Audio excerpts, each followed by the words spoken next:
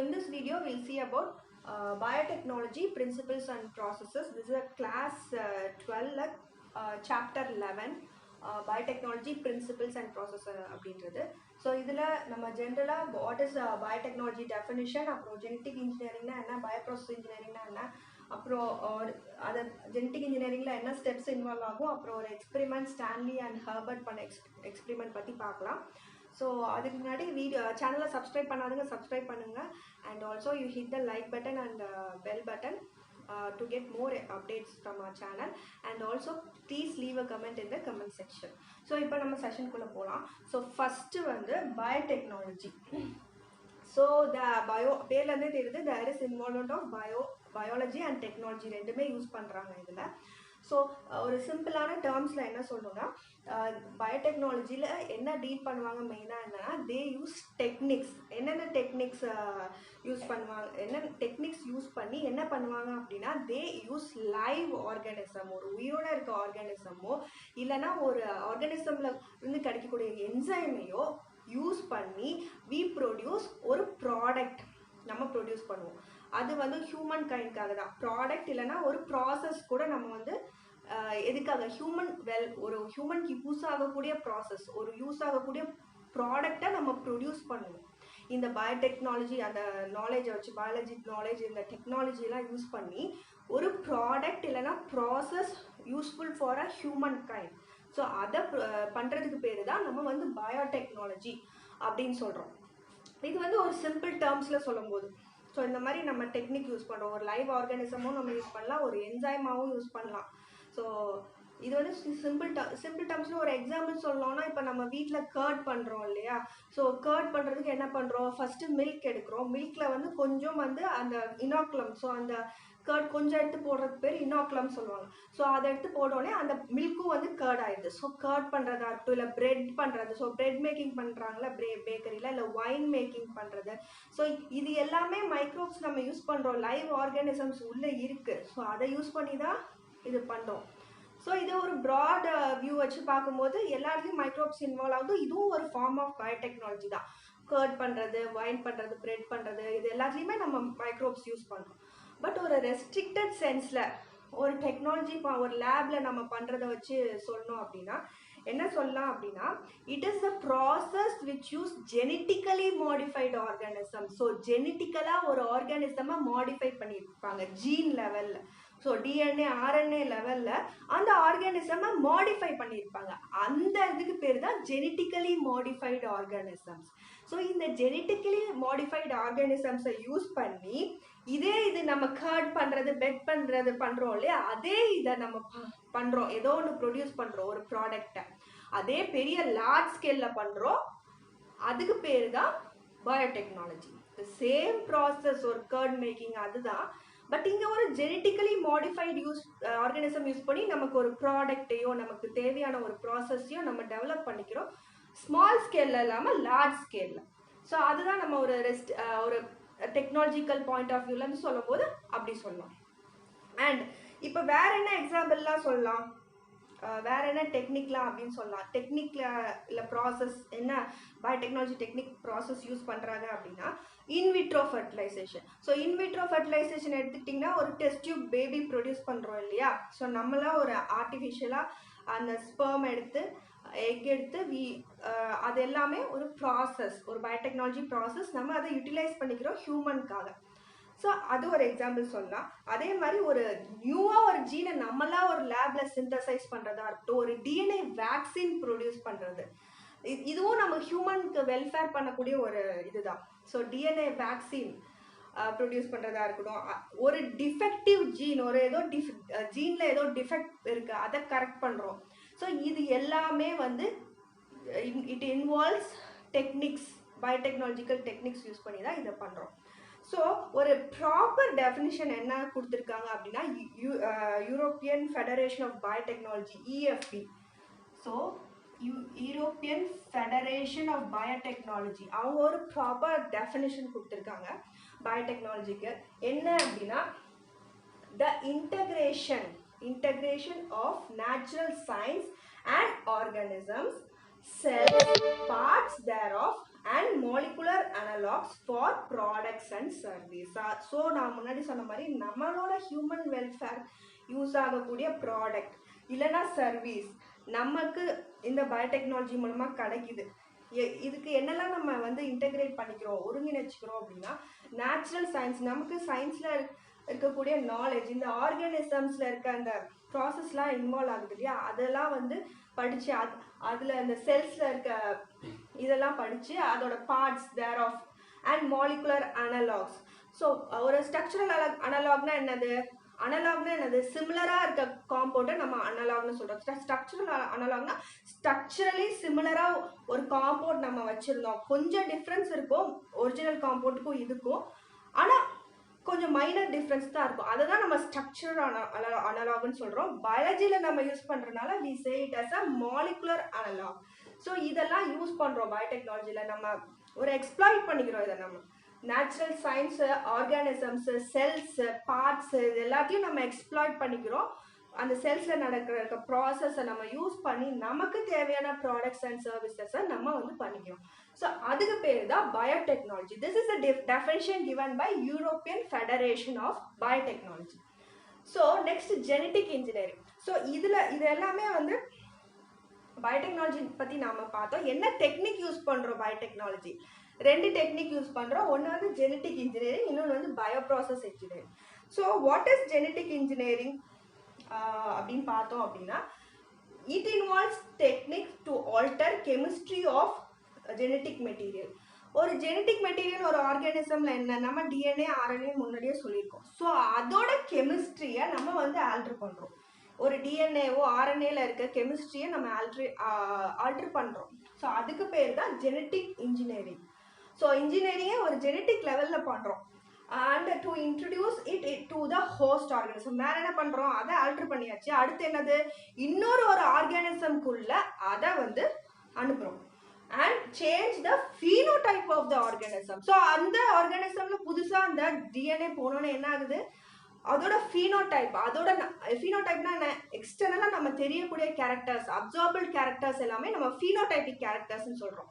So ஒரு நம்ம gene அனுப்பிட்டோன்றத எது மூலமாக அந்த ஆர்கானிசம் காட்டும் அப்படின்னா, அதோட ஃபீனோடைப்ல சேஞ்ச் இருக்கும். ஸோ நம்ம என்ன ஜீன் இன்சர்ட் பண்ணணும், அந்த ஜீன் கூடிய எக்ஸ்பிரஷன் வந்து நமக்கு தெரியும், வெளியே நம்ம பார்க்கும்போதே நமக்கு தெரியும். ஸோ அதில் வந்து நம்ம சேஞ்ச் கொண்டு வரும். அதுக்கு பேர் தான் ஜெனட்டிக் இன்ஜினியரிங். ஸோ பயோப்ராசஸ் இன்ஜினியரிங்கில் என்ன பண்ணுறோம் அப்படின்னா, we maintain sterile microbial contamination free condition. எதுக்காக மெயின்டைன் பண்ணுறோம், ஒரு ஹாஸ்பிட்டல் எப்படி கண்டாமினேஷன் ஃப்ரீயாக வச்சுருக்காங்க, ஸ்டெரைலாக வச்சுருக்காங்க, அதே மாதிரி நம்மளும் வந்து ஒரு ஸ்டெரைல் மைக்ரோபியல் ஃப்ரீ கண்டிஷன் ஒன்று க்ரியேட் பண்ணுறோம். ஒரு கல்ச்சர்னு வச்சுக்கலாம்.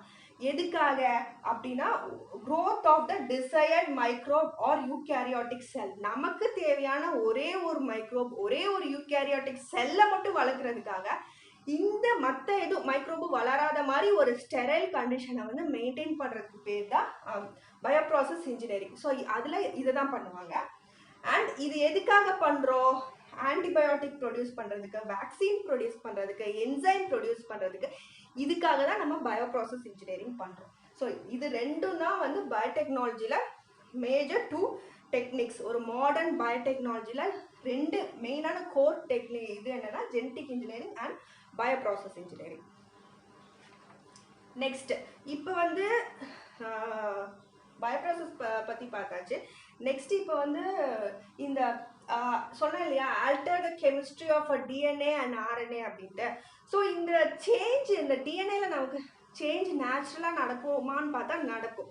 எங்கன்னா ஒரு ஏசெக்ஷுவல் ரீப்ரொடக்ஷனில் வி கான்ட் எக்ஸ்பெக்ட், ஒரு செக்ஷுவல் ரீப்ரொடக்ஷனில் வி கேன் எக்ஸ்பெக்ட் சேஞ்சஸ். இப்போ 2 டிஃப்ரெண்ட் இண்டிவிஜுவல்ஸ் வந்து ரீப்ரொடக்ஷன், இப்போ பிளான்ட் ப்ரீடிங்லையோ எதுலையோ நம்ம பார்த்தாலே 2 டிஃப்ரெண்ட் இதை க்ராஸ் பண்ணும்போது we'll get unique or distinctive characters. ஒரு புதுமையான கேரக்டர் நம்மளுக்கு கிடைக்கும். ஃபீனோடைப்பில் நம்ம அதை அப்சர்வ் பண்ணி பார்த்துக்கலாம். ஸோ அந்த மாதிரி வந்து நம்ம லேப் லெவலில் ஆல்டர் பண்ணாமல் நேச்சரே it produce unique or distinctive characters. அது மூலமாக ஒரு ஹியூமனுக்கு நமக்கு வெல்ஃபேரும் ஆயிருக்கு. ஸோ வந்து ஒரு அந்த மாதிரி ப்ரொடியூஸ் பண்ணுறது மூலமாக. ஸோ இதுக்கு வந்து முன்னாடிலாம் என்ன பண்ணாங்கன்னா ட்ரெடிஷ்னல் ஹைப்ரிடைசேஷன் டெக்னிக்ஸ் யூஸ் பண்ணாங்க. பிளான்ட் அண்ட் அனிமல் ப்ரீடிங் பண்ணுறதுல ட்ரெடிஷ்னலாக சில டெக்னிக்ஸ் யூஸ் பண்ணுவாங்க இல்லையா, அதெல்லாம் யூஸ் பண்ணிட்டு இருந்தாங்க. பட் அதில் இருக்க மெயின் அதெல்லாம் என்ன நான் சொல்ல வந்தேன், டைம் ஆயிரும். ஸோ அதில் என்ன வந்து மெயினாக ஒரு டிஸ்அட்வான்டேஜ் அப்படின்னா சில அன்டிசையர்ட் ஜீன்ஸ். ஸோ நம்ம டிசையர்ட் ஜீன் மட்டும் இல்லாமல் இது மட்டும் தான் எனக்கு வேணும் அப்படின்ட்டு நம்ம வச்சுருப்போம். சில தேவையில்லாத ஜீன்ஸும் உள்ளே இன்சர்ட் ஆயிரும். ஸோ அதுக்காக தான் நம்ம ஜெனட்டிக் இன்ஜினியரிங் யூஸ் பண்ணுறோம். ஸோ ஜெனட்டிக் இன்ஜினியரிங் பண்ணோம் அப்படின்னா நமக்கு ஒரு ரீகாம்பினன்ட் டிஎன்ஏ கிடைக்கும். ஸோ அதில் நம்ம டிசையர்ட் ஜீன் மட்டும்தான் இன்சர்ட் ஆயிருக்கும். ரேதர் தன் அன்டிசைரபிள் ஜீன்ஸை நம்ம கரெக்டாக கட் பண்ணிடலாம். ஸோ ரீகாம்பினன்ட் டிஎன்ஏ அதுக்காக தான் ப்ரொடியூஸ் பண்ணுறோம். ஜீன் க்ளோனிங் பண்ணுறோம், ஜீன் டிரான்ஸ்ஃபர் பண்ணுறோம். ஸோ இந்த டெக்னிக்ஸ்லாம் எதுக்காக பண்ணுறோன்னா அந்த ட்ராபேக்ஸ்லாம் நமக்கு வரக்கூடாது, அன்டிசைரபிள் ஜீன்லாம் இன்சர்ட் ஆகி நமக்கு இது பண்ணிடக்கூடாதுன்றதுக்காக தான் நம்ம இந்த டெக்னிக்ஸை வந்து ஃபாலோ பண்ணுறோம் ஜெனட்டிக் இன்ஜினியரிங். சரி, இப்போ வந்து ஒரு நம்ம ஜீன் ரீகாம்பினன்ட் டிஎன்ஏ, நம்ம ஜீன் ஆஃப் ரீகாம்பினன்ட் டிஎன்ஏ நம்ம ஜீன் ஆஃப் இன்ட்ரெஸ்ட் இருக்கும், அது கூடயே ஒரு பிளாஸ்மிட் அப்படின்ற பிளாஸ்மிட் டிஎன்ஏவும் இருக்கும். இது ரெண்டும் சேர்ந்து நம்மளா ஒரு லேப்ல கிரியேட் பண்ண டிஎன்ஏ தான் ரீகாம்பினன்ட் டிஎன்ஏன்னு சொல்கிறோம். ஸோ இந்த ரீகாம்பினன்ட் டிஎன்ஏவை ஒரு ஆர்கானிசமில் நம்ம இன்சர்ட் பண்ணிட்டா உடனே அது மல்டிப்ளை ஆகி ப்ரோஜினி ப்ரொடியூஸ் பண்ணுறதுலையோ அந்த டிஎன்ஏ வந்துருமா அப்படின்னு கேட்டால் நோ. ஏன்னா வந்து இப்போ ஒன்று வந்து அந்த நம்ம உள்ள ஆர்கானிசம்குள்ளே அனுப்புகிற டிஎன்ஏ வந்து அந்த ஹோஸ்ட் டிஎன்ஏ இருக்கும் இல்லையா, இப்போ பாக்டீரியாக்குள்ளே அனுப்புனோன்னா பாக்டீரியாவுக்குன்னு ஒரு டிஎன்ஏ இருக்கும். ஸோ அந்த டிஎன்ஏ கூட அது இன்டகிரேட் ஆயிடுச்சு, அதாவது சேர்ந்துருச்சு நம்ம அனுப்புகிற டிஎன்ஏ அப்படின்னா we can expect our DNA இந்த கம்மிங் ப்ரோஜனியில் நம்ம பார்க்கலாம். அதே இன்டகிரேட் ஆகலை அப்படின்னா we can't expect. சரி, நம்ம அனுப்புறது இன்டகிரேட் ஆயிடுச்சு ஹோஸ்ட் குரோமோசோம் கூட அப்படின்னா அதுலேருந்து இந்த expression of the gene will be seen. ஏன் அது அப்படி நடக்குதுன்னா அந்த ஹோஸ்ட் ஜீனில் you see origin of replication இருக்குது, அதால் ரெப்ளிகேட் ஆக முடியுது. எதால்? ஹோஸ்ட் குரோமோசோமால. நம்ம அனுப்புகிற ஜீனால் ரெப்ளிகேட் ஆக முடியாது. ஏன் அப்படின்னா நம்ம அனுப்புகிற ஜீனில் வந்து நம்ம ஆரிஜின் ஆஃப் ரெப்ளிகேஷன் இல்லை. ஸோ அதுக்காக என்ன பண்ணுறோம் அப்படின்னா ஆரிஜின் ஆஃப் ரெப்ளிகேஷன் நம்ம ஜீனுக்கும் நம்ம கொடுக்குறோம். ஏன்னா அதுவும் செல்ஃபாக ரெப்ளிகேட் ஆயிரும். நம்ம ஆரிஜின் ஆஃப் ரெப்ளிகேஷன் நம்ம ஜீனுக்கும் கொடுத்தோம் அப்படின்னா. ஸோ ஆரிஜின் ஆஃப் ரெப்ளிகேஷன் அப்படின்றது என்னன்னா அது ஒரு ஸ்பெசிஃபிக் டிஎன்ஏ சீக்வன்ஸ், அதுவும் ஒரு டிஎன்ஏ தான். இந்த அந்த சீக்வன்ஸ் அதுக்கு என்ன கோடு இருக்கும் அப்படின்னா அதுக்கு இது வந்து என்ன கோட் அது எதுக்கு ஹெல்ப் பண்ணுவோம்னா இனிஷியேட்டிங் ரெப்ளி. ஸோ ஒரு ஆரிஜின் ஆஃப் ரெப்ளிகேஷன் அப்படின்னா என்னன்னா it is a specific DNA sequence. எதுக்கான டிஎன்ஏ சீக்வன்ஸ் அப்படின்னா it is responsible for initiating replication. So DNA replication பண்ணுறதுக்கு ஒரு ஸ்பெசிஃபிக் டிஎன்ஏ சீக்வன்ஸ் அந்த டிஎன்ஏ அந்த பர்டிகுலர் இதில் இருக்கணும், ஜீனோமில் என்ன அப்படின்னா ஆரிஜின் ஆஃப் ரெப்ளிகேஷன் இருக்கணும். ஸோ இந்த ஆரிஜின் ஆஃப் ரெப்ளிகேஷன் வந்து நம்ம உள்ள அனுப்புகிற ஜீன் ஆஃப் இன்ட்ரெஸ்ட்க்கும் இருந்துச்சு அப்படின்னா it will be able to replicate it self. அதுவாக ஆட்டோனமஸாக அதுவாக வந்து ரெப்ளிகேட் ஆகிக்கும். ஸோ அதுக்கு தான் நம்ம ஆரிஜின் ஆஃப் ரெப்ளிகேஷன் வந்து ஒரு டிஎன்ஏக்கு நம்ம கொடுக்கணும். இப்போ ஒரு ஹோஸ்ட் ஆர்கானிசம் வந்து உள்ள டிஎன்ஏ சீக்வன்ஸ் உள்ளே போன பின்னாடி அதுவாக தன்னை ரெப்ளிகேட் பண்ணிக்கணும் அப்படின்னா it must have an origin of replication.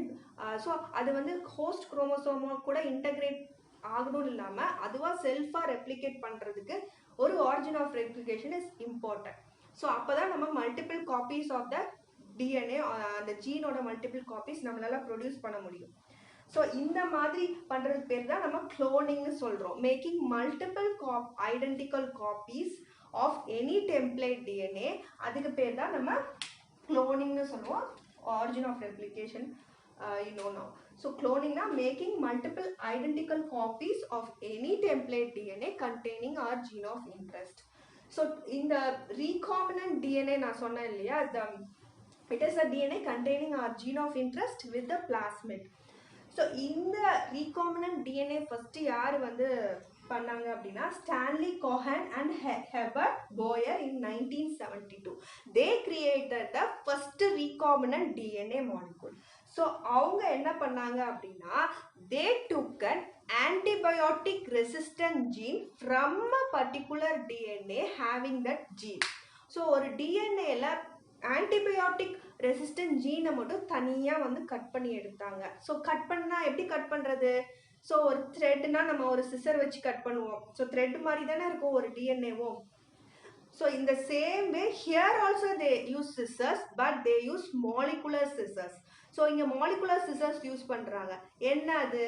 They are restriction enzymes. So restriction enzyme use பண்ணி ஒரு particular gene மட்டும் antibiotic resistant gene மட்டும் கட் பண்ணி தனியா எடுத்துட்டாங்க. அதை வந்து இன்னொன்று கூட இன்டகிரேட் பண்றாங்க. நான் சொன்ன மாதிரி ஜீன் ஆஃப் இன்ட்ரெஸ்ட் இப்போ கட் பண்ணி எடுத்தாச்சு. ஸோ அடுத்து அதை கொண்டு போய் பிளாஸ்மிட் டிஎன்ஏ கூட ஜாயின் பண்ணும். ஜாயின் பண்றதுக்கு ஒரு என்சைம் யூஸ் பண்றாங்க. It is known as DNA ligase. லைகேட்னா என்ன? ஜாயின் பண்றது இல்லையா? ஸோ நம்ம டிஎன்ஏ லைகேஸ் என்சைம் யூஸ் பண்ணி ஒரு பிளாஸ்மிட் டிஎன்ஏ அதை எதுல இருந்து எடுத்தாங்க அப்படின்னா சால்மோனெல்லா டைஃபிமியூரியம் அந்த பாக்டீரியத்துல இருக்க plasmid DNA. Plasmid DNA extra chromosomal DNA. அந்த ஹோஸ்ட்ல இருக்க குரோமோசோம் தவிர எக்ஸ்ட்ராவா இருக்க ஒரு டிஎன்ஏ சர்க்குலர் ஃபார்ம்ல இருக்கும். அதுதான் நம்ம பிளாஸ்மிட் டிஎன்ஏன்னு சொல்றோம். இதை வந்து நம்ம குளோனிங் பண்ற ஒரு வெஹிக்கிளா யூஸ் பண்ணிக்கலாம் இந்த பிளாஸ்மிட் டிஎன்ஏவா. ஸோ எக்ஸ்ட்ராவா இருக்கு அதுல வந்து அதுவா ஆட்டோனமஸா ரெப்ளிகேட் ஆகக்கூடிய ப்ராப்பர்ட்டி ஒரு பிளாஸ்மிட்க்கு இருக்கு.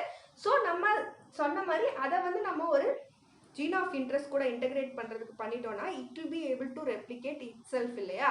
ஸோ ஒரு பிளாஸ்மிட் ஃப்ரம் நேட்டிவ் சால்மோனெல்லா டைஃபிமியூரியமா தே லைகேட்டட். இது ரெண்டும் லைகேட் பண்ணதுக்கு பின்னாடி இந்த மாதிரி தான் இருக்கும் அந்த இது ஸ்பெசிஃபிக் ரீகாம்பினன்ட் டிஎன்ஏ. அந்த ஜீன் ஆஃப் இன்ட்ரெஸ்ட் அதில் இருக்கும். இது வந்து அந்த பிளாஸ்மிட். ஸோ இதை வந்து அந்த ஹோஸ்ட் பாக்டீரியம்னு சொல்கிறாங்க. ஸோ ஹோஸ்ட் பாக்டீரியம்குள்ளே இன்சர்ட் பண்ணுறாங்க இந்த ரீகாம்பினன்ட் டிஎன்ஏ மாலிகுலை. இந்த பிளாஸ்மிட் டிஎன்ஏ வந்து இங்கே வந்து ஒரு வெக்டர் அப்படின்னு சொல்கிறோம். எதனால வெக்டர்னு சொல்கிறோம்? இப்போ ஒரு எக்ஸாம்பிள் எடுத்துட்டோம்னா, இப்போ ஒரு பாரசைட், மலேரியல் பாரசைட் வந்து ஒரு மஸ்கிட்டோல இருந்தால் நம்ம உடம்புக்குள்ளே டிரான்ஸ்ஃபர் ஆகுது. ஸோ இந்த மஸ்கிட்டோ வந்து அது ஒரு வெக்டராக யூஸ் பண்ணிக்குது. எப்படி வந்து ஒரு பாரசைட் ஒரு மஸ்கிட்டோ வெக்டரா யூஸ் பண்ணி நம்ம உடம்புக்குள்ள வருதோ அதே மாதிரி ஒரு பிளாஸ்மிட வெக்டரா யூஸ் பண்ணி we are going to transfer our gene of interest inside a host. நான் சொன்ன மாதிரி அந்த பாக்டீரியாக்கு தனியா ஒரு குரோமோசோம் இருக்கும். இது நம்ம அனுப்புன ஒரு ரீகாம்பினன்ட் டிஎன்ஏ. ஸோ இதை வந்து உள்ள இன்சர்ட் பண்ணோன்னே என்ன ஆகும் அப்படின்னா இந்த ரீகாம்பினன்ட் டிஎன்ஏ மாலிகுல் ரெப்ளிகேட் ஆகும் யூசிங் அ enzyme DNA polymerase. DNA replication DNA polymerase வேணும். ஹோஸ்ட்ல இருக்க டிஎன்ஏ பாலிமரேஸை எடுத்துக்கும். அது இந்த ஆக்சுவலாக ஈகோலை பாக்டீரியம் தான் யூஸ் பண்ணாங்க. சால்மனோலாவும் அதுவும் சிமிலராக தான் இருக்கும். ஸோ சால்மனோலாவுக்கு சிமிலராக இருக்க இன்னொரு பாக்டீரியம்குள்ளே தான் அந்த ரீகாம்பினன்ட் மாலிகுலை இன்சர்ட் பண்ணுறாங்க. ஸோ இன்சர்ட் பண்ண பின்னாடி இந்த ஹோஸ்ட் இந்த ஈகோலைல இருக்க டிஎன்ஏ பாலிமரேஸை வச்சுக்கிட்டு இந்த recombinant DNA molecule replicates it self and produces. நான் சொன்ன மாதிரி இது வந்து ஐடென்டிக்கல் காப்பீஸ் ப்ரொடியூஸ் ஆரம்பிச்சோம். ஸோ டிஎன்ஏ பாலிமரேஸ் இருக்கு, அதுவால செல்ஃபா ரெப்ளிகேட் ஆக முடியும். ஸோ அது ரெப்ளிகேட் ஆகும். நிறைய identical copies of the gene of the இந்த கேஸ்ல ஆன்டிபயோட்டிக் ரெசிஸ்டன்ட் ஜீனோட மல்டிபிள் காப்பீஸ் நம்ம ப்ரொடியூஸ் பண்ண முடியும். That is known as cloning. So cloning of the antibiotic resistant gene. So we have அந்த மாதிரி antibiotic resistant gene நம்ம clone பண்ணிருக்கோம். இவங்க clone பண்ணாங்க first. So this is known as cloning.